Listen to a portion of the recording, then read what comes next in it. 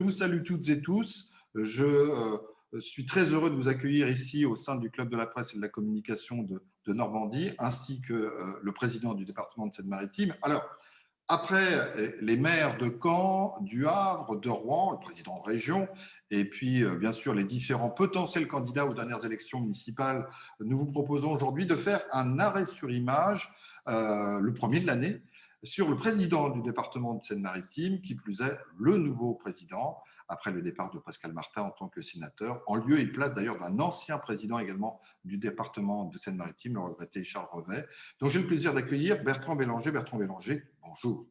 Bonjour Michel Murlin, et bonjour à toutes et à tous qui nous suivaient à travers la petite lanterne magique.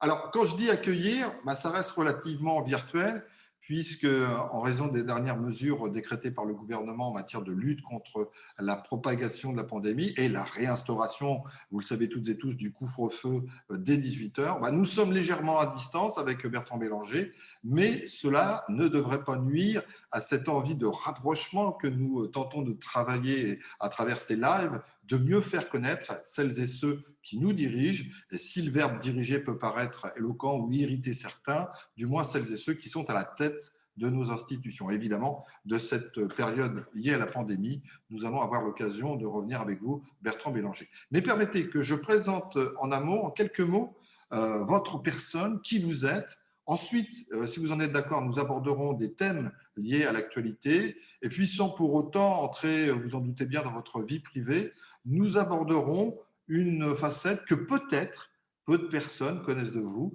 Et ensuite, on prendra en compte les questions que les internautes, vous toutes et vous tous, vous souhaiterez poser au président. Dans le cadre de cette interview, je le précise bien, puisque je vous rappelle, c'est une rencontre-échange sur la base de ce qu'on propose, de mieux connaître des institutions à travers de ceux qui les incarnent, et non pas une tribune pour faire remonter tel ou tel point de vue, notamment politique. On participe également, le club participe également, mais dans d'autres circonstances, à d'autres débats. Ici, ne sera pas le cas, en tout cas, dans le cadre de cette rencontre, de cet échange. Alors, on va commencer par une date, même si elle ne correspond pas à votre arrivée sur Terre, mais je vais quand même la donner, c'est en 1959, mais plus concrètement, une date en rapport avec la raison de votre présence ce soir au sein du Club de la presse et de la communication de Normandie, le 14 octobre 2019. On y revient dans un instant. Et on peut dire que très simplement, mais aussi certainement avec beaucoup d'émotion, Eugénie et Jules Bélanger, qui exploitaient la ferme de la Cayenne, au nord d'Attenville, c'est entre Fauville-en-Caux et Tocqueville-les-Murs, n'ont pas été peu fiers à la fois du parcours de leur petit-fils, je parle bien sûr de vous, Monsieur le Président, mais aussi d'apprendre que ce même petit-fils venait d'être élu président du département, comme l'aurait été également, à n'en pas douter, votre papa, disparu il y a un petit peu plus d'une dizaine d'années, et comme l'ont été votre épouse et vos 3 enfants. 14 octobre 2019, votre élection à la tête du département en remplacement de Pascal Martin, parti pour les raisons que j'évoquais il y a un instant, et élection qui a requis l'unanimité des suffrages des conseillers départementaux de la majorité. Bertrand Bélanger, vous êtes un gars de chenou, fidèle au terroir. Nous aurons l'occasion d'y revenir. Votre enseignement, vous le faites dans un premier temps majoritairement à Mont-Saint-Aignan. Si on oublie votre pèlerinage à Menhir-en-Bray, à un moment donné de votre scolarité, vous étudiez à la fac de Mont-Saint-Aignan le droit. Vous partez ensuite sur Paris au sein de l'école d'expertise comptable et d'audit, l'ENOS, et vous allez avoir ensuite 2 vies. Je le résume comme ça, celle de chef d'entreprise, de dirigeant, de gérant, d'administrateur dans une partie professionnelle, notamment au sein de la société que vous dirigez, Cedibex, filiale de Veolia. C'est une société spécialisée dans le traitement des déchets dits dangereux. Et puis l'autre vie, c'est celle d'homme public et politique aux différents engagements que vous avez pu avoir au cours de ces 30 dernières années. Je finis très rapidement ce portrait. Vous avez fait vos armes en 89, je parle de la politique, en quelque sorte au sein du conseil municipal de la ville de Rouen, sous l'ère Le Canuet, où vous occuperez notamment un poste d'adjoint chargé des nouvelles technologies. On y reviendra.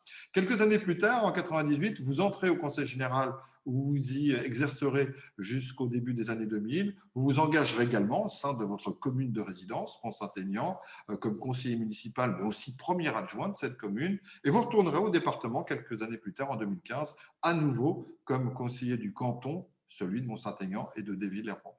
On va revenir sur la politique au cours de ces 90 minutes.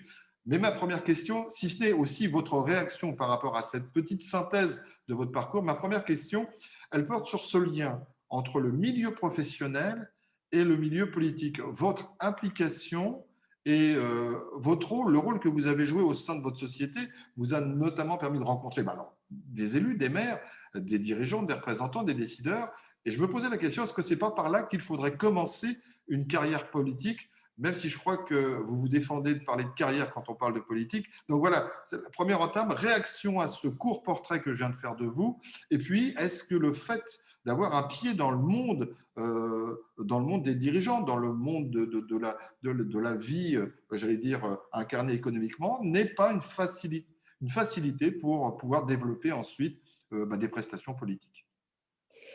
Merci pour ce portrait sympathique qui fait référence effectivement à mon ancrage, à ma fierté d'être originaire de la Seine-Maritime et tout particulièrement du Pays de Caux. Et j'ai souvent l'occasion de dire voilà, que je suis un Cauchois fier de l'être. Et c'est vrai que c'est aussi en Seine-Maritime que j'ai pu commencer ma carrière professionnelle. Alors moi, c'est vrai, j'ai eu énormément de chance dans ma vie, euh, dans les différentes époques, à pouvoir entamer ma carrière professionnelle comme chef d'entreprise assez tôt, en fait, hein, puisqu'avec mon frère Pierre Bélanger, on a créé Média Plus, le groupe Média Plus, j'avais 22 ans, en fait. Voilà. Donc, j'ai pu vivre cette période avec beaucoup d'intensité. J'ai eu aussi la chance de pouvoir avoir un engagement public très tôt dans ma vie, en fait, d'abord dans un premier temps un engagement partisan en fait au sein des gaullistes en devenant en 1984 le benjamin du comité central du RPR, c'était un gros mot à l'époque, mais voilà, et de pouvoir être élu effectivement aux côtés de Jean Le Canuet comme adjoint au maire de Rouen en 1989. Donc j'ai eu la chance de pouvoir vivre ces différents parcours à la fois politiques et professionnels avec beaucoup d'intensité. À chaque fois, c'est la richesse des rencontres que l'on fait, en fait. Voilà.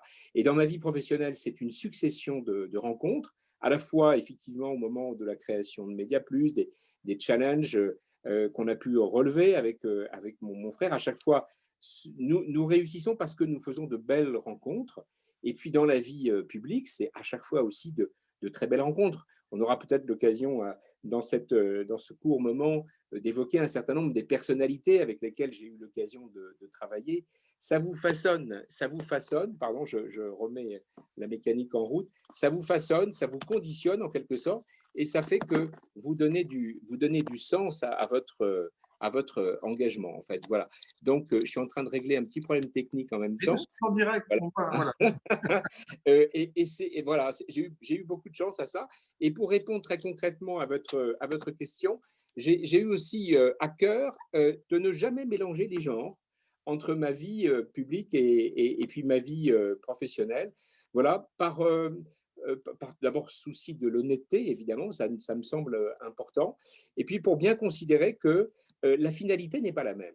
Quand vous êtes chef d'entreprise, la finalité, naturellement, c'est de développer votre entreprise, c'est de le faire en compagnie des collaborateurs que vous avez choisis, et vous créez de la valeur. Vous créez de la valeur pour vos actionnaires, vous créez de la valeur pour vos collaborateurs. Voilà. Donc, vous êtes dans une logique économique. Quand vous êtes au service de nos concitoyens dans un engagement public, vous n'êtes pas du tout sur la même finalité.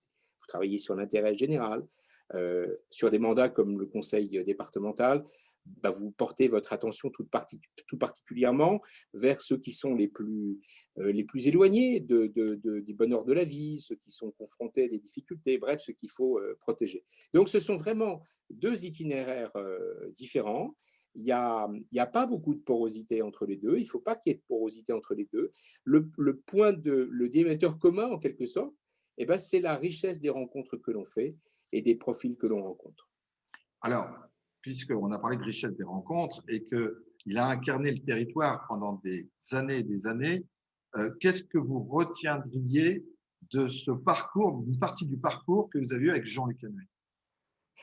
Alors, d'abord, Jean Le Canuet était un personnage extraordinaire. Alors, je le dis d'autant plus volontiers cette année que, en 2020, nous avons fêté le 100e anniversaire de sa naissance, et au conseil départemental, au département de la Seine-Maritime, on avait un certain nombre de manifestations pour ponctuelles. Elles ne sont pas tout à fait terminées parce que, comme vous le savez, effectivement, avec la crise sanitaire, on n'a pas pu faire toutes les manifestations qu'on souhaitait. Mais c'est partie remise, et il y a un certain nombre de surprises, hein, qu'on aura l'occasion de dévoiler dans cette première partie de l'année 2021.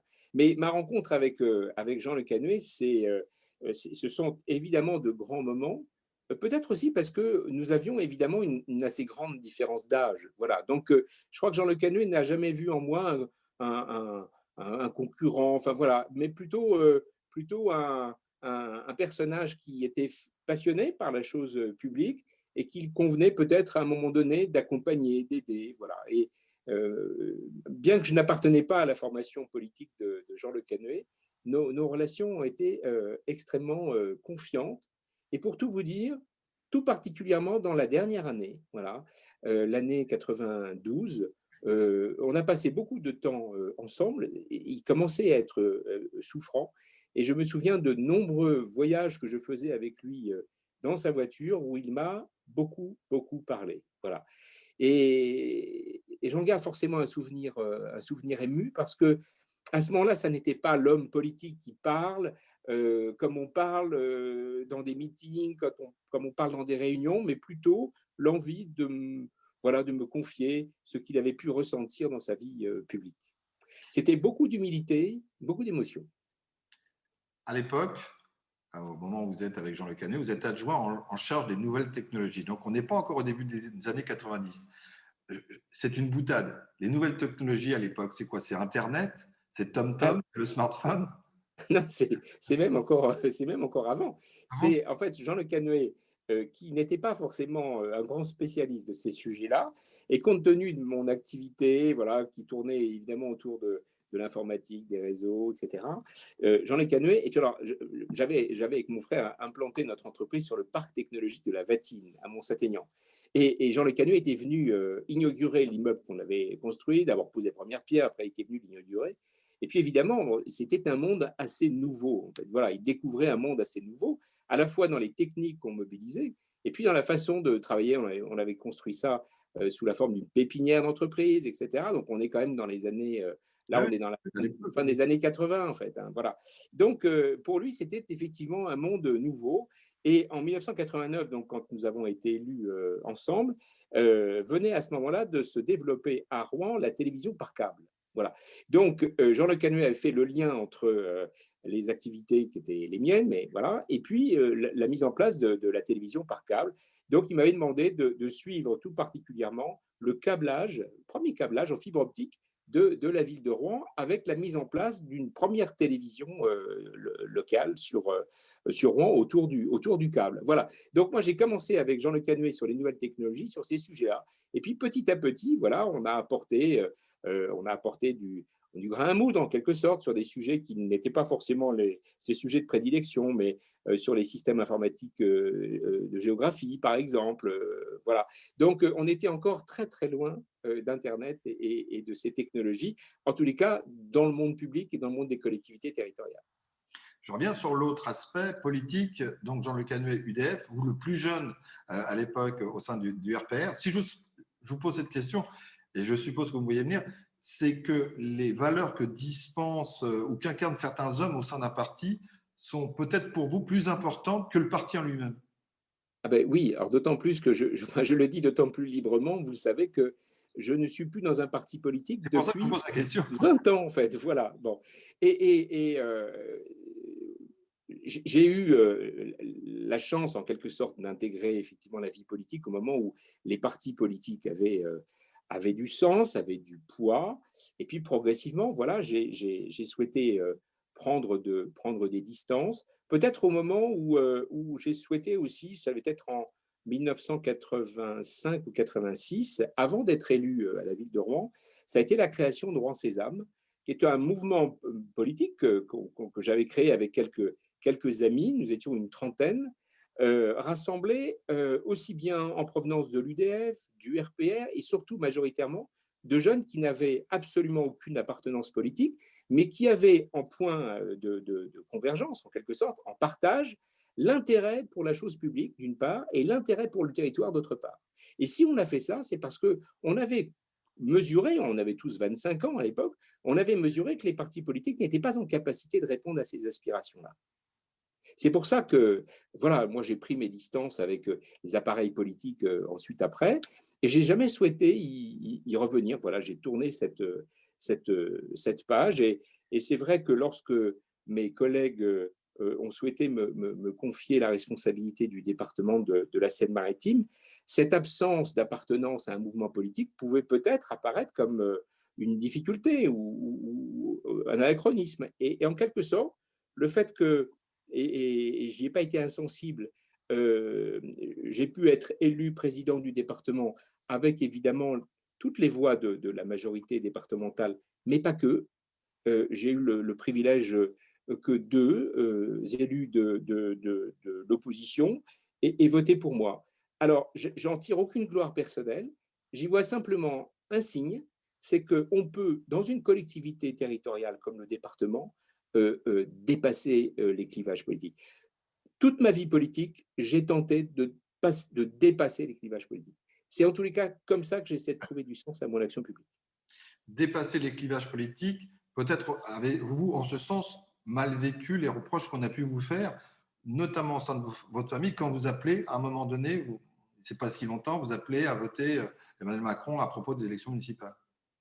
Oui, bah sûrement. Enfin, mais voilà, c'est du passé en fait. Mais peut-être qu'effectivement, ceux qui m'ont tenu rigueur à ce moment-là, de faire le choix, qui était un choix réfléchi, évidemment, enfin construit, enraciné, de soutenir Emmanuel Macron aux élections présidentielles, peut-être qu'effectivement, voilà, ils étaient eux-mêmes engagés dans une logique partisane. C'est Mais ça. je crois vraiment que les temps changent, voilà. Et en tous les cas, je regarde pas ça avec regret ou nostalgie. Voilà, je pense que le soutien, profondément, je pense que le soutien que j'ai voulu apporter à Emmanuel Macron à l'élection présidentielle, elle était franchement en lien, enracinée en quelque sorte avec la démarche dont je vous parlais il y a quelques instants, qui était celle de la création de Roi Sésame en 1985. J'ai fait votre portrait très rapidement, j'ai brossé un certain nombre d'éléments. J'ai oublié quelque chose d'important qui est récent. Vous avez été élevé au grade de chevalier de l'Ordre national du mérite. Comment devient-on chevalier de l'Ordre national du mérite? Bah, je crois que c'est toujours la grande surprise de le découvrir. Alors, je ne prends pas ça du tout à la légère parce que je suis profondément républicain et je pense quelque part que celles et ceux qui ont pensé que je pouvais voilà, être élevé, comme on dit, en fait, c'est tout à fait relatif, l'élévation, élevé à cette dignité de chevalier de l'Ordre national du mérite. Voilà, je pense que elle s'est faite en lien avec la République, avec les valeurs que je porte pour la République. C'est un ordre de la République. C'est d'une certaine façon l'expression d'un attachement à la République et à ses valeurs. Voilà. Donc, je n'ai pas pris ça à la légère, bien au contraire. Et puis, j'en suis évidemment très reconnaissant à celles et ceux qui ont pensé que je pouvais en être digne. Maintenant, tout reste à faire, c'est-à-dire qu'il convient dorénavant que je m'en montre digne. Alors, on va imaginer, c'est comme on est un peu en relation virtuelle, on n'est pas en présentiel tous les deux, on va imaginer que je rentre dans votre bureau. Et là, je vois trois choses. Je vois une peluche particulière, peut-être. Je vois un buste de Jean Le Canuet et je vois une photo de Serge Huguer. Donc voilà, j'aimerais que vous développiez un peu. Vous commencez par qui vous voulez, soit la peluche. Voilà. Il y a une peluche particulière, mais voilà, qui a tout son sens dans votre bureau. Ouais. Oui, alors c'est un petit clin d'œil en fait, parce que je prends mes fonctions avec beaucoup de sérieux. Et c'est pas rien, enfin je veux dire, voilà, on a la chance d'avoir une belle collectivité départementale, mais on a des petits moments où on aime bien prendre les choses avec un peu plus de légèreté. Bon, il s'avère qu'il y a quelques mois, au parc départemental de Clères, voilà, nous avons eu la naissance d'un petit pandarou. Voilà, alors les petits pandarous, vous savez, il n'en est pas souvent, donc c'est dire qu'ils sont bien traités au parc de Clères. Voilà. Et ce petit pandarou, il a fallu lui donner un prénom. Et les petits pandarous, on ne peut déterminer leur sexe qu'au bout de quelques mois. Et donc, à la fin de l'été, on a su que c'était une petite femelle. Voilà. Et donc, il fallait lui donner un prénom. Alors, on a lancé un concours via les réseaux pour appeler nos concitoyens à lui trouver un nom. Alors, vous savez, comme les pandarous viennent des pentes de l'Himalaya, voilà, il fallait déterminer, parce que c'est quand même très encadré, il fallait déterminer un prénom qui soit en lien avec les terres d'origine des pandarous. Donc voilà, on avait sélectionné une dizaine de prénoms possibles. Et puis donc voilà, ça s'est su, etc. Et puis Tanguy Pastureau sur Oui, France Inter a fait une chronique absolument terrible, formidable, sur le pandarou, en disant, on va vous rendez pas compte, ce pauvre pandarou avec un handicap dans la vie, etc., avec des prénoms qui sont des prénoms imprononçables, etc. Bon. Et à un moment donné, il dit, mais cette petite pandette, mais je ne sais pas, appelez-la, faites comme tout le monde, appelez-la, je ne sais pas moi, Chantal. oui. Chantal, voilà. Et, voilà. Et là, on se dit, allez, et je rebondis sur la proposition de Tanguy Pastureau et je dis chiche. Allez, on va l'appeler Chantal. On va la proposer dans notre petit sondage, on va proposer Chantal. Alors, on rajoute Chantal dans la consultation. Et alors, ça fait le buzz. Ça fait le buzz. Donc, alors, tout le monde vole Chantal, machin, etc. Tanguy Pastureau fait une deuxième chronique et il dit voilà, c'est terrible ce qui vient de m'arriver. J'ai pris le pouvoir en Seine-Maritime, j'ai mis le bazar, voilà. Et dorénavant, ils veulent l'appeler Chantal, mais vous vous rendez compte, c'est un prénom tocard, etc. Chantal, vous vous rendez pas compte, etc. Bon, voilà. Et, Et qui dit ça, hein. et, On ne se permettrait pas de dire ce qu'il a dit, hein. et alors, c'est terrible parce que à ce moment-là, Tanguy Pastureau ne sait pas deux choses. La première, c'est que je vais l'inviter pour en faire le parrain. Et il ne sait surtout pas que la marraine de la petite pandette s'appelle Chantal. Voilà. Et la marraine de la petite pandette, c'est Chantal Cotreau, vice-présidente du département de la Seine-Maritime, en charge des sports. Donc, on organise une petite manifestation au parc de Clères, on baptise la petite pandette. Alors, elle ne s'appelle pas Chantal parce que le prénom d'Aza est arrivé en tête. Donc, elle s'appelle Aza et elle a deux, elle a deux parrains, Tanguy Pastureau, chroniqueur de France Inter formidable, et puis Chantal Cotreau, une formidable collègue, vice-présidente du département. Et donc, la petite pandette est dans mon bureau sous forme d'une peluche. Ça n'est pas l'original, évidemment. Et elle vit sa vie et voilà, elle se porte bien. Elle se porte bien et ses parents aussi. Voilà l'histoire de la petite Oui, oui. pandette. Bon, c'était assez léger, mais comme quoi, en fait, on sait aussi prendre du bon temps et sourire des choses. Alors, vous citez ensuite après deux personnages qui ont effectivement marqué. On a beaucoup parlé de Jean Le Canuet tout à Oui. l'heure. Bon, voilà, moi, j'ai souhaité au département que nous puissions baptiser un salon du département du nom de Jean Le Canuet, qui a été président du Conseil général pendant 20 ans, un personnage qui a marqué considérablement ce territoire. Et il y avait au département un buste en bronze de Jean-Marc Depas, qui est un sculpteur de grand talent de notre département. Tout à fait.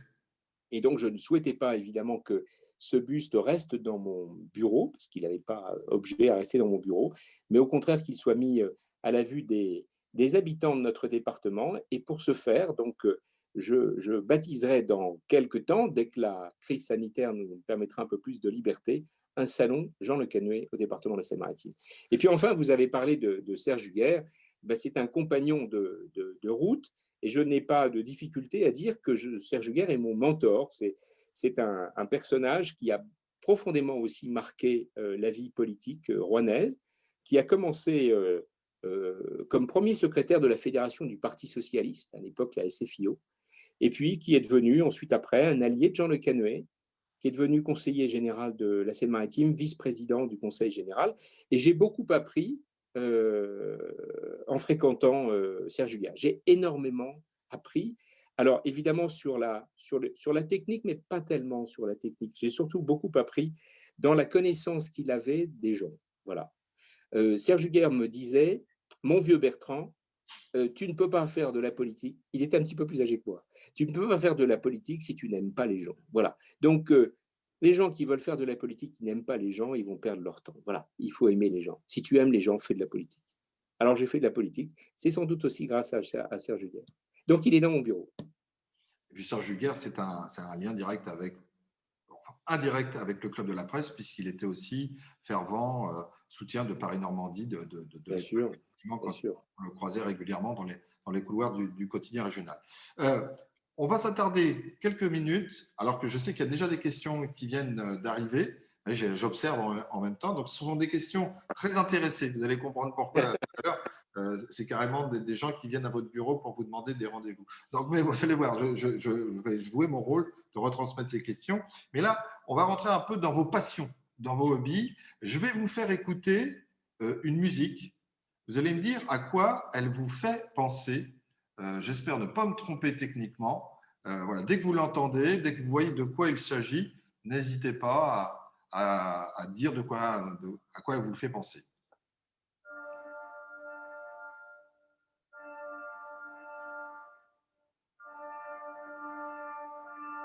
Et si vous ne trouvez pas, je peux vous donner des indices au fur et à Ah oui, mesure. oui, ça y est, alors c'est parfait. C'est Carl Jenkins.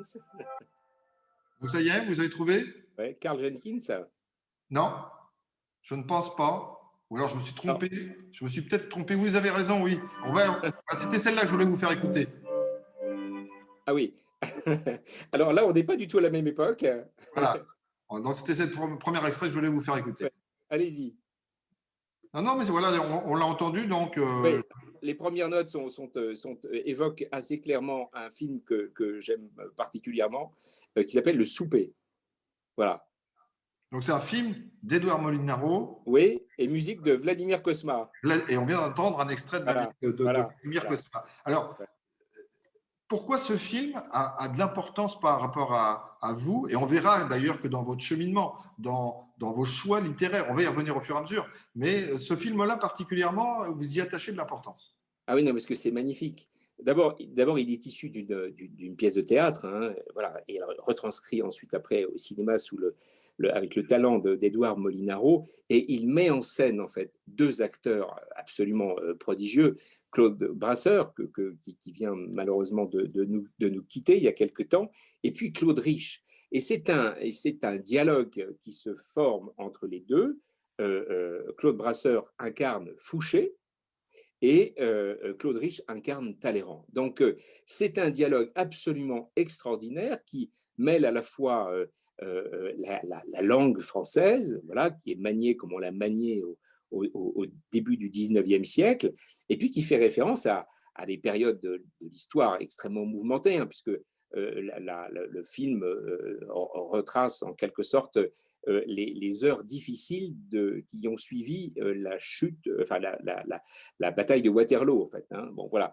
Et alors, ce dialogue, ensuite, après, troisièmement, il est très intéressant sur le plan politique, parce que c'est un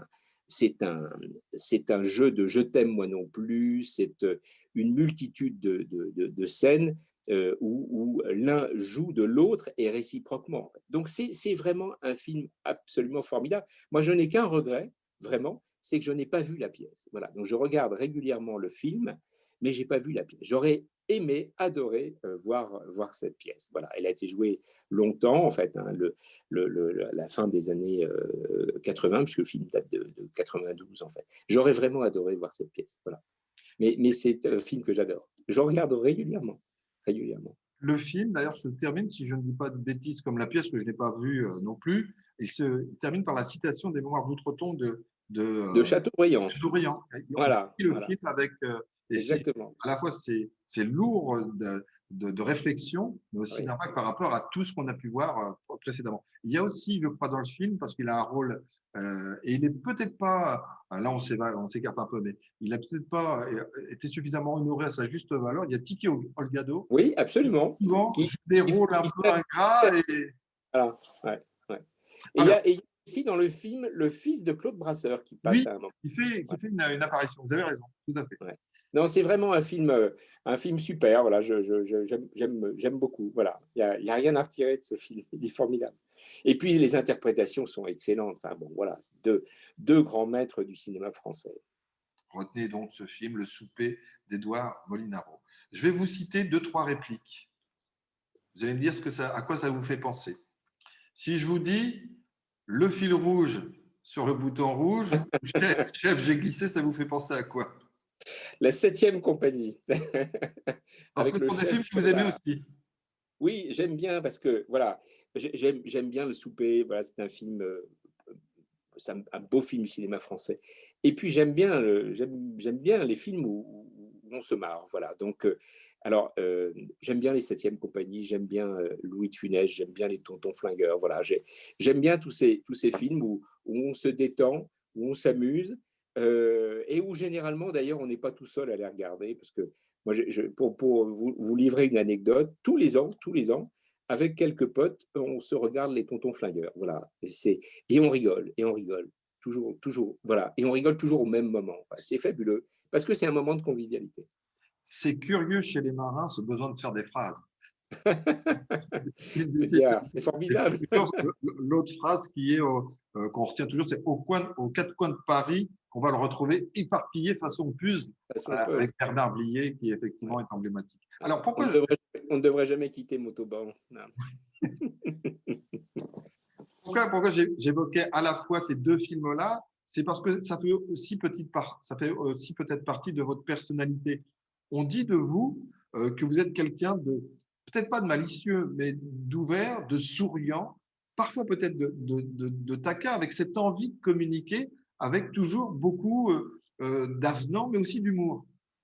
Bah, c'est-à-dire que je veux dire, quand on remplit des responsabilités, que ce soit au milieu professionnel ou dans le milieu public, bah, on est confronté parfois à des situations qui sont difficiles, où il faut trancher, prendre des décisions, être aussi au fait de situations qui sont difficiles pour les gens. Voilà. Donc, bah, il faut faire sérieusement les choses, et puis parfois, il ne faut pas forcément toujours se prendre au sérieux. Donc, c'est ce subtil mélange qu'il faut avoir. Et puis, je le disais tout à l'heure en citant Serge Guerre, si on veut être engagé dans la vie publique, il faut vraiment aimer les gens. Voilà.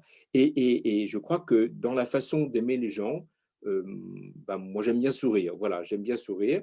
J'aime bien rentrer en communication avec les gens. Et je considère que c'est plus facile de rentrer en communication avec les gens en souriant qu'en faisant la tronche. Voilà.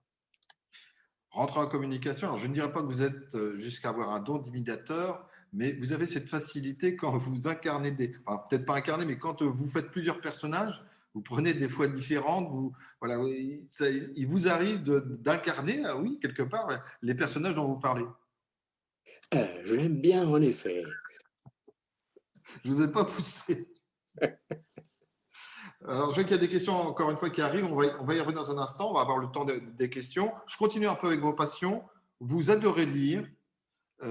Et vous avez, je crois, un auteur préféré. Oui, alors, c'est un auteur préféré depuis longtemps, depuis ma classe de première, en fait.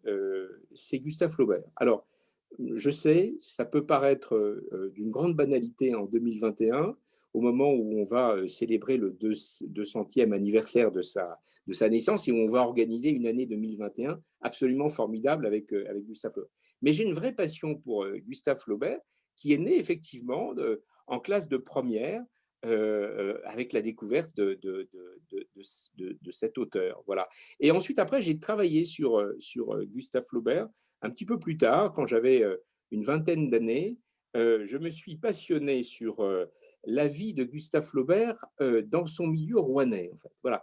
Et j'étais assez fasciné par cette dualité qui existait entre un personnage issu de la bourgeoisie rouennaise. Son père, Achille, était médecin-chef de l'Hôtel-Dieu. Sa mère appartenait à une vieille famille de basse Normandie, donc vraiment complètement inséré dans la bourgeoisie rouennaise, et en même temps profondément hostile, ou on dirait profondément taquin avec la bourgeoisie rouennaise. Et donc c'est cette dualité qui m'a assez fortement passionné et sur laquelle j'ai travaillé, et en particulier que j'ai travaillé à partir d'un ouvrage, alors qui pour le coup est assez, on va dire indigeste, mais enfin, c'est pas tout à fait le mot qui convient, mais voilà, qui ne se lit pas de la même façon qu'on lit Gustave Flaubert, qui s'appelle L'idiot de la famille par Jean-Paul Sartre. En fait, c'est une étude psychanalytique sur Gustave Flaubert. Donc, j'ai beaucoup travaillé sur cette étude. Hein. C'est un gros travail. Hein. C'est 3 volumes de Jean-Paul Sartre sur cette étude psychanalytique. Et ça m'a permis de rentrer dans la connaissance du personnage Gustave Flaubert. Et ensuite, après, j'ai décliné évidemment avec ces différentes œuvres, avec peut-être une mention particulière pour la correspondance de Gustave Flaubert, qui est extrêmement dense, qui est très riche. Alors d'abord, c'est une écriture absolument incomparable. Et puis ensuite, après, c'est tellement riche d'informations, y compris sur notre territoire, sur les Rouennais. Et puis, alors, il est tellement taquin avec les Rouennais. Voilà, donc je souris, en fait. Mais j'aime bien. Alors, vous parlez de Rouen, vous parlez du territoire, vous parlez de Gustave Flaubert. Vous-même, vous êtes un grand passionné du territoire, de la Normandie. Vous avez tenu une causerie sur la proserie, je crois, à la chapelle du Val de Sotteville-sur-Mer. Oui, c'est des choses qui vous passionnent. Vous êtes marqué par l'histoire, j'allais dire cauchoise, mais pas que, la Normandie vous intéresse. Ah ben oui, parce que, alors évidemment, parce que c'est là où sont mes racines, mais je suis profondément passionné par les Normands. Je trouve que voilà, ce qui fait tout le charme, enfin, l'intérêt, la puissance des Normands, c'est ce sens de la modération, voilà, qu'on retrouve, qui est parfaitement bien décrite par Siegfried dans une conférence qu'il avait faite à Rouen dans les années 50. Siegfried qui était un Havrais. Donc voilà, lorsqu'il parlait des Rouennais et des Normands, il parlait en connaisseur, alors que sa famille était originaire d'Alsace. Et il avait tenu cette conférence sur la psychologie du Normand. Et c'est de lui qu'on tient cette formule absolument formidable du viscéralement modéré. Voilà, les Normands sont viscéralement modérés. Et ça me parle bien. Enfin, voilà, ça me parle bien. Ça n'est pas une contradiction. Voilà, les Normands s'engagent, mais s'engagent avec le sens de la modération, avec le sens de l'écoute. Ce ne sont pas des excités, ce ne sont pas des gens qui sont dans les excès. Voilà. Et la pondération, la modération, moi, c'est des valeurs qui me plaisent bien. Et on les retrouve, voilà.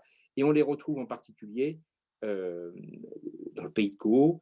Et c'est pour ça que je me suis beaucoup intéressé à l'histoire du pays de Caux, à l'histoire des personnages, mais aussi à l'histoire des villages. Voilà. Et puis, d'une certaine façon, c'est peut-être alors je ne sais pas si c'est une qualité, un défaut, ou les deux à la fois, peu importe, mais je suis assez curieux. Voilà. Donc, lorsque j'arrive sur un site, lorsque j'arrive dans un village, lorsque j'arrive sur un territoire, bah, j'aime bien en connaître les tenants et les aboutissants. Voilà. Donc, mon goût pour l'histoire, c'est peut-être ça. Mais c'est avant tout de l'intérêt que je porte aux Normandes et aux Normands. Cet intérêt, vous le traduisez à travers le parler normand. Vous parlez cauchois, je crois. Ben oui, je cause un peu cauchois. Quand j'ai un peu de temps, j'aime bien causer un peu cauchois. Parce que là aussi, elle sent de la mesure. Et on a l'impression d'entendre un peu le père Alexandre, quand, le conteur normand que je crois que vous avez rencontré d'ailleurs. Ah ben oui, alors moi j'aimais beaucoup le père Alexandre. Et figurez-vous que la semaine dernière, avec les membres de mon cabinet et les élus du territoire, je suis allé dans l'église de Watteau-sous-Beaumont. Et Watteau-sous-Beaumont, c'était la paroisse du père Alexandre. C'est là où il habitait, dans le presbytère de Watteau.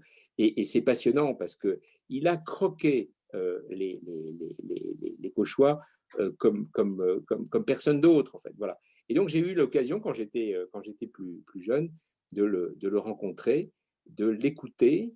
Alors, vous savez, lui disait en fait que ce qu'il faut comprendre dans ce que disent les Cauchois, c'est dans ce qu'ils ne disent pas, en fait. C'est dans les silences. Voilà. Et là, on apprend énormément. Et il faut lire le père Alexandre si on veut comprendre les Gauchois, si on veut comprendre les Normands. Alors, il a écrit un ouvrage qui s'appelle L'Orzin et Oui. qui a comme sous-titre Manuel de survie en Pays de Caux. Voilà. Et j'ai pris l'habitude depuis quelques années, en toute amitié, de remettre un exemplaire du Orzin au préfet lorsqu'il arrive dans le département. Voilà. Donc, Pierre-André Durand, qui est notre préfet, a été détenteur d'un manuel de survie en Pays de Vaud. Deux dernières petites touches sur vos passions et vos hobbies. Ensuite, on abordera plus des questions d'actualité, puis les questions des internautes, si vous le permettez. Alors, vous l'avez évoqué tout à l'heure, mais on va le remettre pour le plaisir.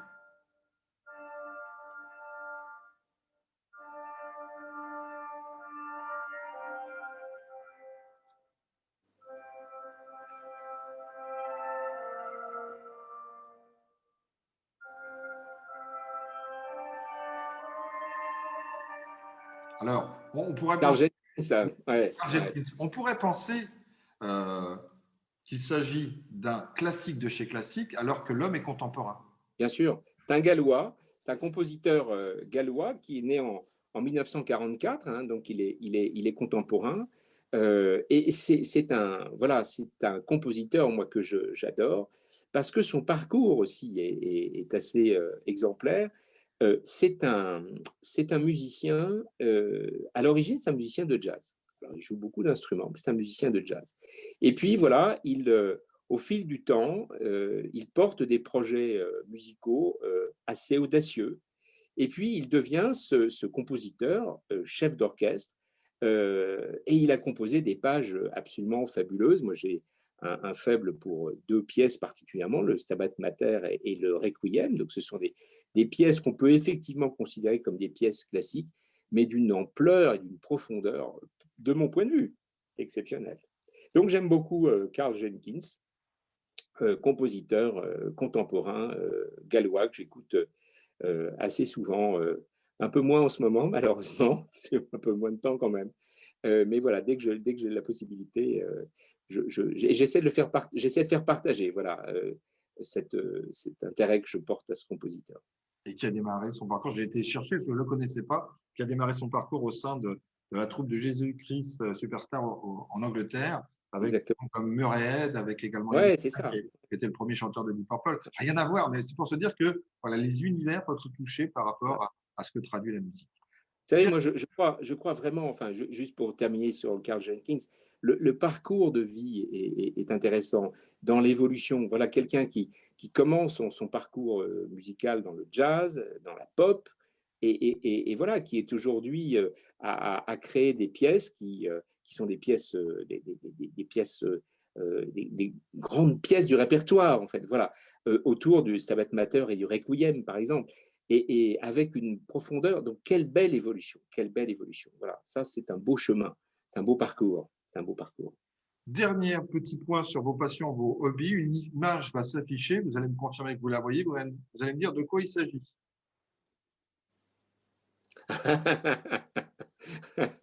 Alors, ça n'est pas une tarte à la crème. Alors, si je vois bien, en fait, oui, ah, ouais, c'est un plat qui me rappelle, moi, ma famille. Enfin, voilà, ce sont c'est les filets de sole à la diépoise. Voilà. Alors ça, c'est une pièce importante aussi de notre répertoire culinaire.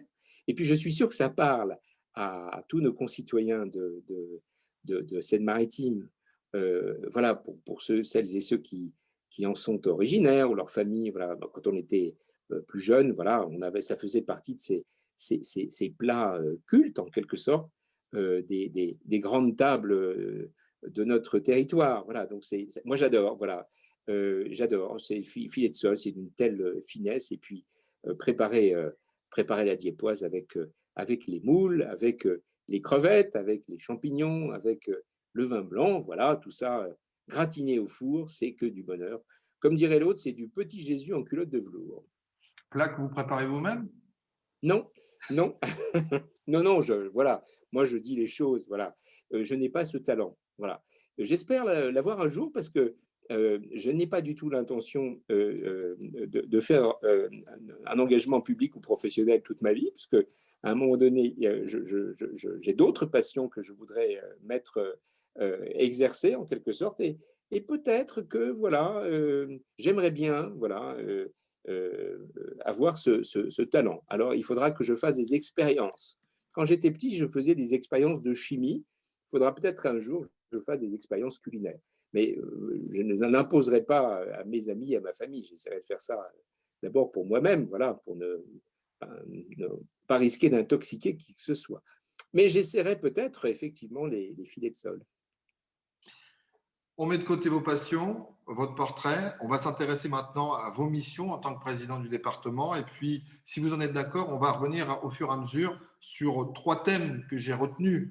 La pandémie, évidemment, et comment le département s'investit et sous quelle forme. Le contournement Est, et je ne vous cache pas qu'on a des questions qui sont en rapport avec le contournement Est. Et puis, on a parlé aussi un moment du report des élections départementales et régionales. Et vous avez été l'un des premiers à vous engager à travers une tribune. On va y revenir si vous en êtes d'accord.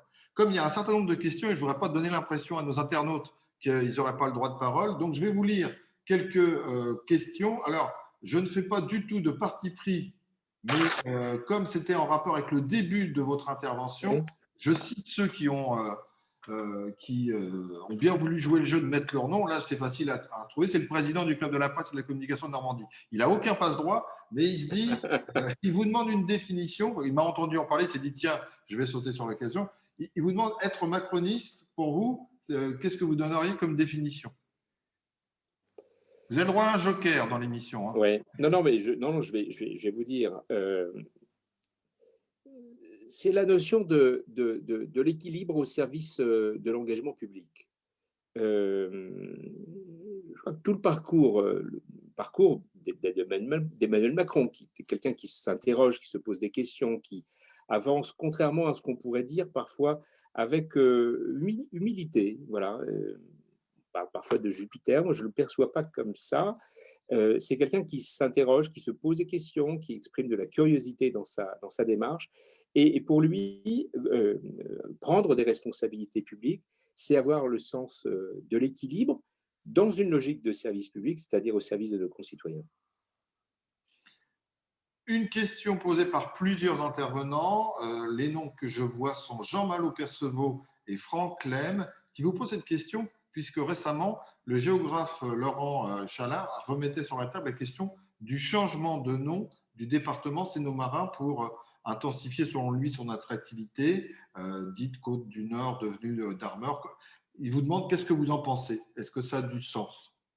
Ou Alors, non? vous savez qu'on a déjà changé de nom, puisque Oui. jusque dans les années 50, on s'appelait la Seine inférieure. Voilà. Comme la Loire-Atlantique s'appelait la Seine inférieure. Voilà. Donc, il y a eu tout un mouvement de changement de nom de département dans les années 50, 60. Je crois que le dernier, c'est Côte d'Armor. Il s'appelait Côte du Nord, qui s'appelle Côte d'Armor. Bon. La Seine-Maritime, ça n'est pas un nom qui est venu par hasard. Ce qui qualifie, ce qui représente bien aujourd'hui notre territoire, c'est la présence à la fois de ces 130 km de Seine et de ces 130 km de littoral. Voilà. Donc on a bien cette, je veux dire, sur le plan de la géographie, on est bien sur quelque chose qui est fondé. Ça, c'est la première réponse par rapport à votre question. La deuxième réponse, c'est que on s'est approprié ce nom de Seine-Maritime. Moi, je pense que ça sonne. Encore une fois, ça a du sens par rapport à l'histoire et à la géographie. Je pense que nos concitoyens se sont appropriés ce nom-là. Autant comme Seine inférieure, c'était pas terrible parce que inférieur, c'était voilà, il y avait une connotation péjorative en quelque sorte. Mais je ne vois pas dans Seine et dans maritime la moindre connotation péjorative. Après, je me méfie des changements de nom trop souvent. Ça a, à mon avis, plus d'inconvénients que d'avantages. En tous les cas, moi, je m'y retrouve bien dans la notion de Seine-Maritime. Voilà, c'est deux éléments forts qui façonnent notre territoire et qui l'incarnent aujourd'hui avec la Seine et la mer. Donc, moi, je ne suis pas favorable. Je comprends que les gens se posent la question, pas favorable. J'aime bien la Seine-Maritime.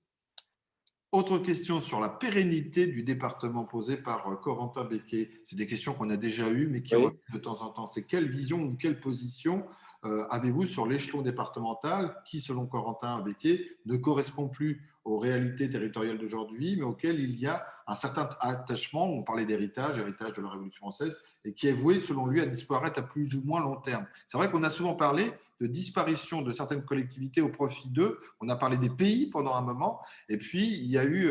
Alors, est-ce que c'est un débat qui est entamé, mais du moins, quel est votre point de vue? Bah, ce qu'il faut pas se poser la question sous cet angle-là, je pense. Il faut se poser la question de savoir à quoi ça sert, en fait. Bon, c'est quoi les compétences des départements? Est-ce qu'elles ont du sens ou non? Aujourd'hui, il y a 4 compétences principales des départements. Première compétence, solidarité humaine, la plus importante, c'est-à-dire nos concitoyens, en particulier celles et ceux qui sont les plus vulnérables et que nous avons vocation à protéger, à accompagner, à encourager. Voilà, ça c'est vraiment important. Et là, on exprime toute la dimension de proximité de la collectivité territoriale avec nos concitoyens. Deuxième compétence, les compétences liées au territoire, compétences des solidarités territoriales, la proximité que nous avons avec les maires. L'échelon communal et l'échelon départemental sont indissociables. On travaille en très étroite collaboration. En l'espace de 5 ans, on a multiplié par 3 nos investissements vers les communes. On aide les communes. On a une forte proximité avec les communes. Nous sommes des élus de proximité. Nous sommes aussi élus au scrutin binominal, majoritaire, à 2 tours. Ça veut dire qu'on a un lien direct avec la population. Ça, c'est la deuxième compétence. Troisième compétence, autour des collèges. Bon, voilà, on a, depuis la décentralisation, construit donc ce réseau des collèges, les 109 collèges du département des Seine-Maritime, et nous sommes à un niveau pertinent pour pouvoir intervenir sur l'échelon des collèges, sur la construction, la rénovation, l'entretien des collèges, la restauration scolaire, etc. Voilà, donc ça c'est pertinent. Et troisième compétence qui est très importante aussi, c'est nos 6500 km de routes départementales que nous entretenons, voilà, sur lesquelles nous assurons dans les meilleures conditions possibles la sécurité routière, etc. Donc, en bref, qu'est-ce qui fait sens aujourd'hui dans les départements? C'est cette notion de proximité. Proximité avec les territoires et proximité avec nos concitoyens. Voilà. Alors, on appelle ça comme on veut. Ça s'appelle département parce que ça existe depuis 200 ans, mais ce n'est pas ça qui fonde l'intérêt du département. Ce sont les compétences qu'on exerce. Et les gens qui sont là pour l'exercer, les conseillers départementaux, ces femmes et ces hommes qui sont engagés au quotidien sur les territoires en lien très, très direct avec la population. Voilà. C'est pour ça que je suis un défenseur des départements. Et pas parce que je suis conseiller départemental, encore une fois. C'est parce que je trouve que ça a vraiment du sens. Alors, à propos de départements, mais aussi de partenaires, de territoires, une question, et ça sera la deuxième, je pense, de Corentin Becquet. On n'en prendra pas plus de 2 par personne. Hein. Il faut que ça soit divers et variés. Qui vous pose la question, qu'en est-il du G6 normand? Vous savez, les 5 départements plus la région. Alors, écoutez, moi, je ne suis pas président du département depuis très longtemps. Il s'avère qu'il n'y a pas eu de G6 récemment. Par contre, ce que je peux vous dire, c'est qu'il y a un D5. Et il y a un dessin qui marche super bien, c'est le rassemblement des 5 départements, des 5 départements normands. D'abord, on a les 5 présidents, une très belle proximité. Enfin voilà, on se contacte régulièrement, on échange des bonnes pratiques. Enfin voilà, on échange vraiment très régulièrement. Et on travaille surtout sur nos problématiques départementales. Encore une fois, c'est en lien avec la question d'avant, en fait. Je trouve, moi, que les départements sont pertinents. Et faire travailler les départements ensemble avec cette logique de pertinence, eh ben on fait des additions, en fait. On fait des additions. On va même entre nos 5 départements, aujourd'hui, on crée des mutualisations, en fait. Des choses qu'on partage. On est en train de travailler en ce moment avec les départements sur la mise en place d'un bus, vous savez, pour faciliter le dépistage du cancer du sein. Voilà, donc voilà par exemple un sujet qu'on porte. On porte plein de sujets ensemble euh, entre départements. Voilà. Maintenant, ensuite, après, à l'échelon territorial, les 5 départements plus la région ont des choses à échanger sur des domaines de compétences qui sont différents. Voilà. Mais il est important aussi que les départements et la région puissent porter ensemble des politiques, échanger. Voilà. En fait, en clair, si vous voulez, moi, je crois beaucoup au dialogue, je crois beaucoup au travail en réseau. On a beaucoup à apprendre aussi de ce que font les autres. Voilà. Donc, moi, les livres du département de Seine-Maritime sont ouverts. Voilà, ils sont à la disposition des uns et des autres. Et j'aime bien aussi, en me déplaçant dans les autres départements, eh bien, regardez ce qui s'est fait de bien et je n'ai jamais de difficulté en le reconnaissant à m'en inspirer. Alors, je vous avais annoncé, on a trois thèmes que je proposais. La réaction départementale face à la pandémie, ce que vous avez mis en œuvre, le report des élections départementales, et puis le contournement Est. Et vous vous doutez, nous avons quelques questions concernant le contournement Est. Vous pourrez d'ailleurs revenir sur le contournement Est, parce que certes, vous l'avez, c'est une des séances de rentrée que vous avez organisées. C'est aussi revenir peut-être sur la réalité, puisque c'est quand même un dossier qui date de 40 ans, dont on a parlé pendant un moment d'un contournement ouest qui a disparu pour devenir différent. Et là, vous avez une suite de questions, alors à la fois de Hervé Bécasse, on retrouve Corentin Becquet, mais il y a aussi Eric de Falco, il y en a d'autres qui vous demandent quel avenir vous voyez pour le contournement Est après le fait que, et là je cite les propos d'Éric de Falco, après le lâchage de Nicolas Maillé-Rossignol pour s'assurer, dit-il, hein, je parle pour lui, je ne parle pas pour lui, je relate ses propos, du soutien des Verts municipales au mépris de la santé des Rouennais et des cités économiques de l'agglomération. Donc plusieurs personnes se posent la question, quel est l'avenir de ce contournement Est, puisque c'est vrai, on en a parlé pendant des années, il est revenu comme un serpent de mer, et que là, avant la fin du mois de février, la copie doit être rendue au préfet pour que lui-même la fasse remonter au niveau des plus hautes instances de l'État. Ben, oui, si vous voulez, d'abord, moi, c'est une réaction de surprise parce que je suis revenu au conseil départemental il y a un petit peu plus de 5 ans avec Pascal Martin, avec la majorité départementale, avec une majorité très large à plusieurs reprises. Nous nous sommes prononcés en faveur du contournement Est. Voilà, il devait y avoir 2 votes contre et puis tout le reste de l'Assemblée départementale l'opposition menée par Monsieur Rouly, l'ancien président du département, tout ce monde-là a défendu, comme c'est pas possible, le contournement à plusieurs reprises. Voilà. Bon. En même temps, moi, j'étais conseiller métropolitain comme élu de Mont-Saint-Aignan, représentant Mont-Saint-Aignan à la métropole. Moi, je me souviens être intervenu dans un débat, peut-être en 2016 de mémoire, pour évidemment faire la promotion du contournement Est, parce que je suis profondément attaché, et nous avions une majorité. Nous avions une majorité, c'était à l'époque Frédéric Sanchez qui était président. La région, qui a été présidée jusqu'en 2015 par Nicolas Maillé-Rossignol, puis ensuite après par euh, Hervé Morin, toujours défendu ce principe, cette idée de contournement. Ça a même été beaucoup plus loin, puisque en 2017, au moment de la déclaration d'utilité publique du contournement Est, les 3 présidents de l'époque, Frédéric Sanchez, Pascal Martin, mon prédécesseur, et Hervé Morin, ont signé un courrier en commun au Premier ministre pour leur dire qu'ils portaient ensemble le projet au nom des collectivités territoriales, en allant même jusqu'à déterminer quel en était le plan de financement. En fait. Voilà. Donc, voilà, tout allait bien.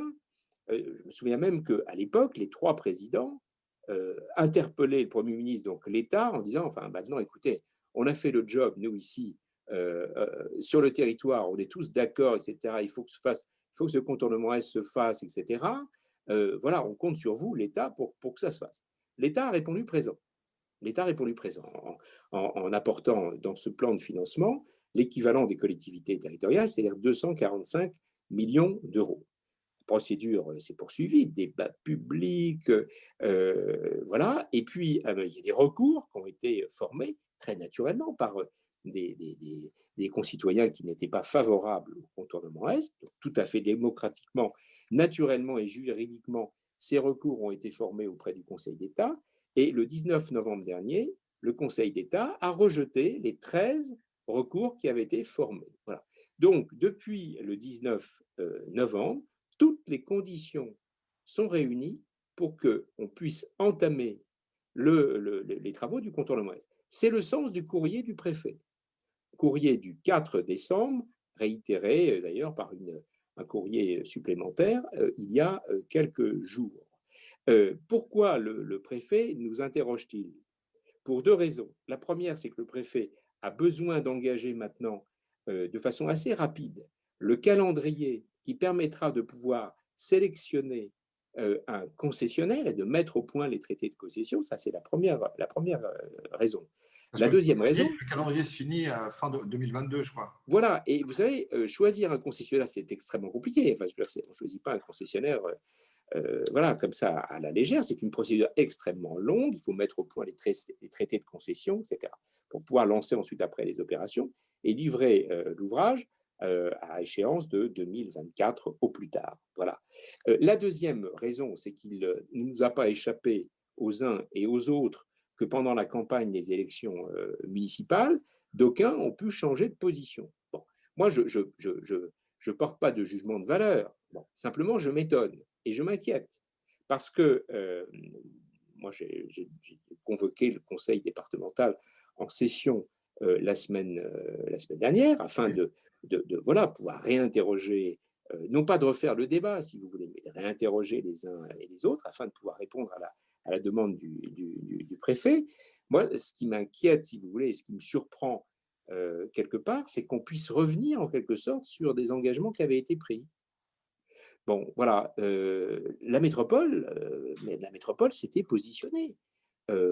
Au-delà même de son président Frédéric Sanchez par l'intermédiaire d'un courrier, mais également par un vote qui était intervenu, et je me souviens très bien puisque j'avais pris part au débat. Donc, ça me gêne, si vous voulez, que, en quelque sorte, au nom des principes républicains que j'évoquais tout à l'heure lorsque j'évoquais mon parcours, au nom des principes républicains, moi, ça me choque qu'on n'assure pas cette continuité des décisions des collectivités territoriales. Je prends un exemple.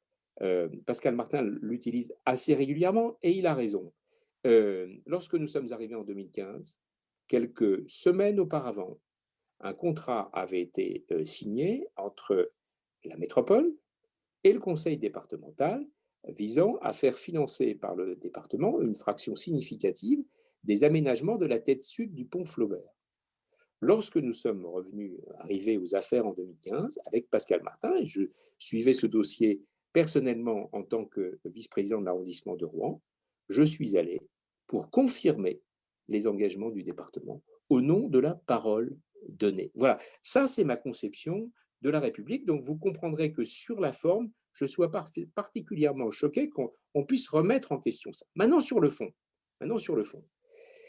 ce contournement de l'agglomération de Rouen, évidemment, ça fait longtemps qu'on en parle. Alors, d'aucuns pourraient dire, mais ça fait tellement longtemps qu'on en parle qu'aujourd'hui, il est ringard. Pas du tout, pas du tout. Moi, ma réflexion aujourd'hui sur le contournement est de Rouen, je la forme en pensant à celles et ceux qui, dans 50 ans, jugeront les positions que nous prenons aujourd'hui. Qu'est-ce qui se passera dans 50 ans? Les modes de transport auront considérablement changé. Les camions qui aujourd'hui arrivent dans le centre de Rouen, qui resteront si on ne fait rien, ils ne seront plus tractés par des moteurs à explosion. Ces camions seront tractés, enfin les remorques seront tractés par l'électricité, l'hydrogène, enfin bref, peut-être d'autres technologies qu'on ne connaît pas encore. Donc, ce n'est pas le problème du CO2, voilà, ce n'est pas le problème de la pollution qu'il faut poser, c'est le problème du transit de ces camions, parce qu'il y aura toujours des camions, parce qu'il y a le port de Rouen. Et le port de Rouen est une chance pour notre territoire. Le port de Rouen est une chance pour la Seine-Maritime. Le port de Rouen, le port du Havre et le port de Paris, rassemblés dans un repas, c'est une chance pour la France. Il y aura toujours du trafic à organiser.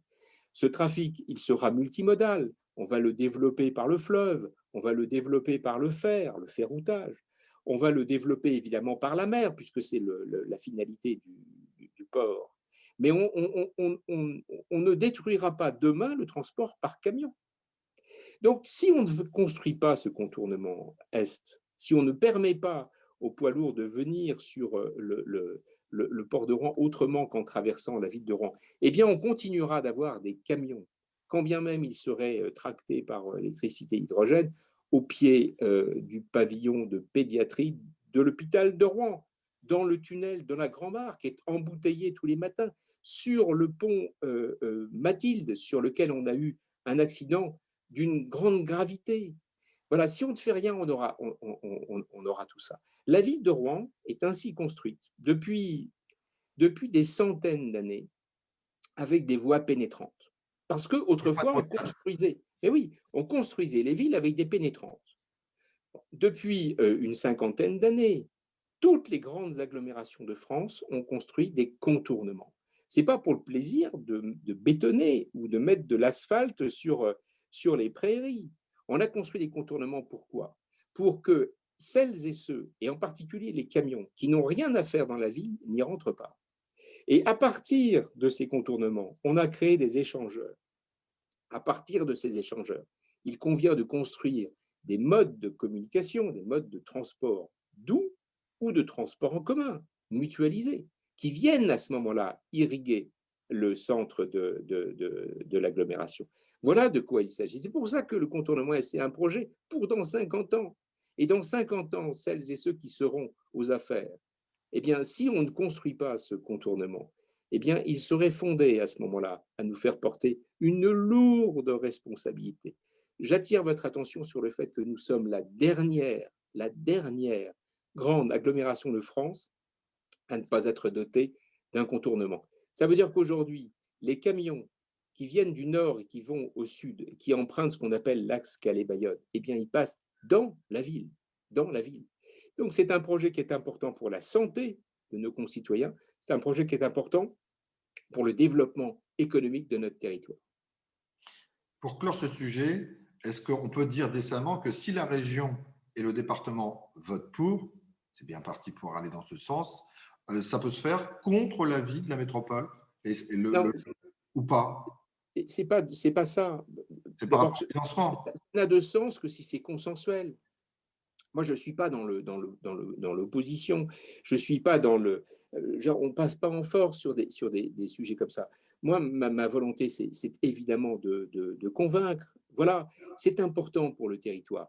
Ça vaut largement plus que des petits arrangements politiciens. Voilà, c'est de ça dont on ne veut pas, en fait. Et c'est surtout de ça dont on ne veut plus, en fait. Voilà, c'est suffisamment sérieux, c'est suffisamment important pour que c'est pas un sujet qui est arrivé comme ça, comme un cheveu sur la soupe. C'est un sujet qui a été travaillé, c'est un sujet compliqué, c'est un sujet qui a mobilisé des milliers d'heures de travail, de spécialistes, de débats, un débat public avec un garant. Enfin, c'est pas une coquetterie, ce contournement Est. C'est pas une coquetterie.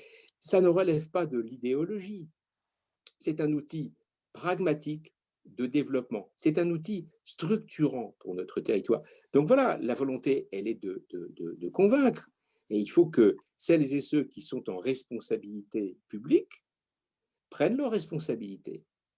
Voilà, ce n'est pas un problème immédiat, ce n'est pas un problème qui a vocation à régler des problèmes du moment, c'est un sujet qui a vocation à régler des problèmes de demain et à construire l'avenir du territoire. Voilà, c'est trop important pour faire l'objet de querelles politiciennes. Voilà. En tous les cas, ce n'est pas, pas mon engagement.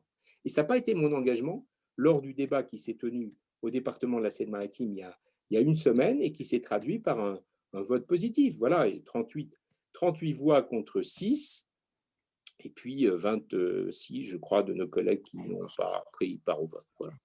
Donc, voilà. Donc j'ai eu l'occasion de transmettre au préfet la réponse à son courrier en lui disant que le département de la Seine-Maritime réitérait évidemment son engagement de financer à hauteur de 22 millions d'euros le contournement Est, et on y ajoute également à hauteur de 6,5 millions d'euros la construction en maîtrise d'ouvrage départementale de ce qu'on appelle le barreau de Quincampoix, c'est-à-dire pour soulager nos concitoyens qui tous les matins sont coincés au nord du tunnel de la Grand-Mare. Il faut aussi penser à celles et ceux qui sont tous les matins dans ces encombrements. Et penser aussi à nos concitoyens qui, chez eux, etc., ont jusqu'à 600 poids lourds la nuit. Je parle aux amis qui habitent Biorel, voilà, 600 camions la nuit dans les rues de Biorel, voilà, tout ça parce qu'ils ne peuvent pas utiliser le tunnel de la Grand-Mare. Enfin, voilà, au nom de la santé de nos concitoyens, il faut vraiment que ça se fasse. Je ne relance pas le sujet puisqu'on a dit qu'on l'avait clos, parce qu'il y a une information qui revenait sur le financement. Enfin, voilà. On aura l'occasion de toute façon d'y revenir. Il nous reste peu de temps, Bertrand Bélanger. Je voudrais que vous puissiez aborder le thème de la pandémie et les mesures mises en face, aussi bien en interne pour le département que vers la population, si on prend en compte, et là on revient sur le rôle de la collectivité départementale, puisque en matière d'action sociale, le département incarne justement les actions qu'il peut développer. Donc ce que vous avez fait, est-ce qu'on peut imaginer qu'il puisse être encore fait en termes d'accompagnement à la fois des mesures nationales, mais aussi d'implication du département? Oui, vous savez, le département a été fortement impliqué dans la crise sanitaire depuis le mois de mars dernier. À chaque fois, dans le cadre de nos compétences, toutes nos compétences, on a souhaité apporter un soutien au territoire et un soutien à l'État, dont je rappelle que c'est la compétence. Donc nous avons, à travers différentes politiques qu'on a mis en œuvre, on a d'abord permis de soulager la charge de l'État, par exemple dans la distribution des masques. Et là, le département a fait travail grâce à la direction des routes, d'ailleurs, du département. Nos agents se sont mobilisés pour distribuer auprès des EHPAD, du médico-social, enfin des résidences autonomie, etc., 4 200 000 masques. Voilà. Tous les jours, il y avait des agents qui allaient distribuer des masques. On a, par exemple, aussi, pour permettre à nos concitoyens dans les EHPAD qui étaient isolés, enfin voilà, nos concitoyens les plus âgés ont vécu des moments extrêmement difficiles. Et pour les soulager, on a mis à leur disposition 380 tablettes, voilà, pour que nos concitoyens dans les EHPAD puissent rester en contact avec leur famille.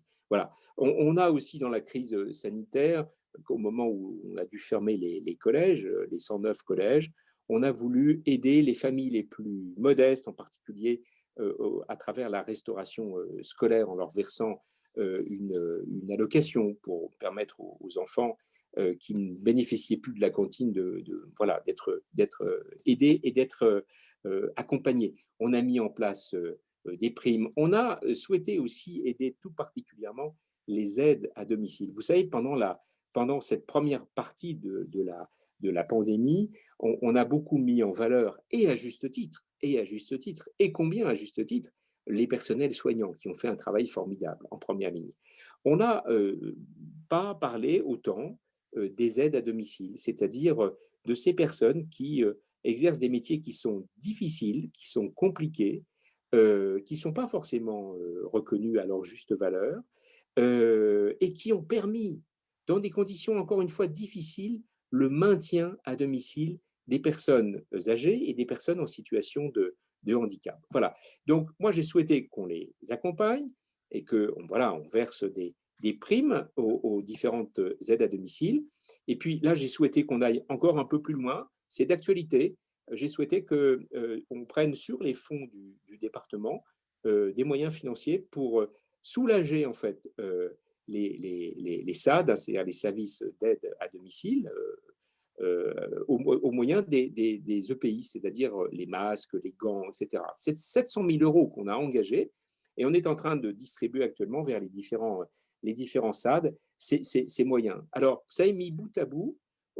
C'est un moyen pour nous d'exprimer le soutien, évidemment, qu'on apporte aux acteurs de terrain, mais aussi à l'État dans la déclinaison de ces politiques de santé. Alors, sur la santé elle-même, encore une fois, ce n'est pas une compétence du département. On a un laboratoire agrovétérinaire, parmi les plus importants de France, avec des techniciens de laboratoire qui sont des gens formidables, je veux dire, des spécialistes. Bon, des tests PCR, on en fait depuis des dizaines d'années en santé animale. On a mis à disposition de l'État, de l'Agence régionale de santé, nos capacités à faire des tests PCR. En dédoublant les équipes, on a monté jusqu'à 700 tests jour réalisés dans le laboratoire agrovétérinaire. Voilà. Et là, en ce moment, avec la déclinaison de la politique vaccinale de l'État, eh bien, on a pris une décision cette semaine de permettre que dans les résidences autonomie, alors vous savez que dans les EHPAD, c'est bien engagé, etc., l'État s'en occupe. Dans la résidence autonomie, on nous avait dit, voilà, il va falloir que les personnes se déplacent pour aller dans les centres de vaccination. On a dit non, on a sans doute moyen de faire autrement. Donc, nous, on prend en charge les moyens matériels de vaccination des personnes âgées qui sont dans les résidences autonomie, en se faisant naturellement approvisionner en vaccins par l'État, puisque c'est sa compétence, mais en vaccinant à partir des médecins et des infirmières infirmières du département, de la PMI, on va vacciner les gens dans les résidences autonomie directement pour éviter qu'ils se déplacent. Même chose, on fait une aide au transport pour permettre à celles et ceux qui bénéficient de l'APA, donc les personnes de plus de 75 ans, de pouvoir venir dans les centres de vaccination, cette fois-ci, accompagnés des aides à domicile, par exemple. Donc là, on va financer le transport. Donc ce sont à chaque fois des mesures que nous prenons extrêmement pragmatiques, c'est-à-dire qu'on fait ce que l'on a à faire dans le cadre de nos compétences pour être au rendez-vous. Voilà, ça, ce sont les actions concrètes que porte le département, que nous finançons et que nous déployons aussi grâce à la qualité et l'enthousiasme des agents du département. Bertrand Bélanger, il y a plein de questions, enfin, il y a un certain nombre de questions. On vous les fera remonter. Et, oui, bien sûr, mais avec ouais. plaisir. Ouais, je vous l'ai dit vite fait, on n'y répond pas, mais parce qu'on n'a plus le temps, il y a quel poids les cantons face aux communautés de communes, qu'est-ce que vous pensez du double panneautage des noms des communes, il y a aussi le drapeau, alors c'est une question un peu particulière, mais qui est qui est incarnée par la personne, c'est le drapeau du Pays de Caux qui a été créé afin de l'homologuer, seul le département peut le faire, qu'est-ce qu'en pense le président? Voilà, il y a plusieurs questions ouais, ouais, il y a aussi des rendez-vous, hein, donc je ne vous les passe pas. Il y a des gens qui prennent rendez-vous pour savoir s'ils peuvent venir à votre bureau. C'est tout à fait légitime. C'est aussi mais bien sûr, ouais, ouais. Mais je voudrais qu'on termine par à la fois votre casquette de président et votre rôle d'homme. Lorsque cette pandémie va être derrière nous, lorsqu'on n'en parlera plus, quelle est la première chose que vous allez faire en tant que président et en tant qu'homme? Oh, je crois que là, en l'occurrence, c'est assez indissociable. Euh, En tant que président et en tant qu'homme, je vais remercier, marquer la gratitude à l'égard de celles et ceux qui auront été fortement engagés dans cette pandémie. Voilà. Alors quand je dis engagés, ce sont les gens qui auront été en première ligne, les gens qui auront consacré beaucoup de temps, d'énergie, d'enthousiasme pour aider les autres. Voilà. Ça, vous Je l'avez peux fait. vous, oui, et je peux vous dire qu'au département, voilà, moi j'ai des beaux exemples de gens qui, voilà, et c'est ma première réaction en tant qu'homme et en tant que président, ça sera de dire merci, restons mobilisés. Peut-être qu'après tout, cette pandémie n'a pas que des inconvénients. Elle aura peut-être aussi reconstruit d'autres formes de relations, d'autres formes de solidarité, de proximité entre les uns et les autres. En tous les cas, je pense que la sphère publique, la sphère politique en quelque sorte, a beaucoup à s'inspirer de ce qui se sera passé pendant cette pandémie. Voilà, je pense que les relations entre les uns et les autres, particulièrement dans la sphère publique, auront profondément changé. En tous les cas, moi, ce que je peux vous dire, c'est qu'à titre personnel, ça aura beaucoup changé. Voilà, j'aurais tiré sans doute beaucoup d'enseignements de cette pandémie. Ce sont des leçons d'humilité tous les jours, tous les jours. Alors, il s'avère que je suis président depuis, voilà, un petit peu plus d'un an, 14 ou 15 mois. Ça faisait 4 mois que j'étais président quand la pandémie est arrivée. Donc, ça a bouleversé beaucoup de choses. Mais depuis ce temps-là, j'apprends énormément. Et ce n'est pas de la technique que j'apprends. J'apprends des autres. J'apprends des autres. J'apprends des autres. Voilà. Cet engagement, par exemple, des maires, voilà, les maires dans les communes, les conseils municipaux, et tout particulièrement dans les communes rurales. Voilà. Cet engagement est exemplaire, de gens qui consacrent une partie très significative de leur temps aux autres, à détecter celles et ceux qui sont isolés, à faire remonter les informations, à créer du lien entre les uns et les autres. Voilà, ça, ce sont de belles missions, en tous les cas, de mon point de vue, qui honorent vraiment l'engagement public et l'engagement politique. C'est ce qui donne du sens. Et puis peut-être aussi d'aller déguster un bon filet de sole à la Diepoise.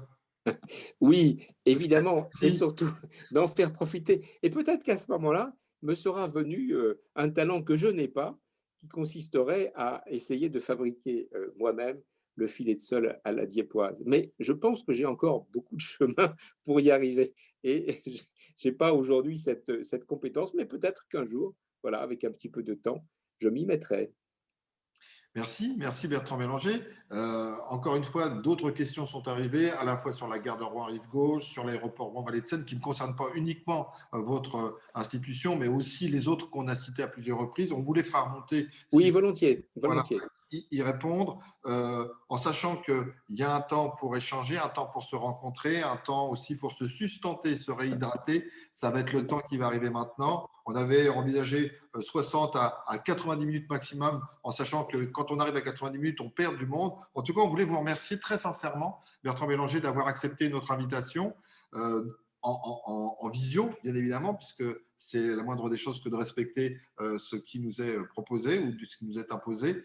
Et merci de cet échange franc, de cette à la fois bonhomie, mais aussi de cette direction que vous incarnez à la tête du département de Seine-Maritime, et au plaisir de vous croiser de nouveau en présentiel, bien évidemment, mais pourquoi pas encore en visio, puisque c'est un peu comme ça que fonctionne le Club de la presse de la communication de Normandie en ce moment.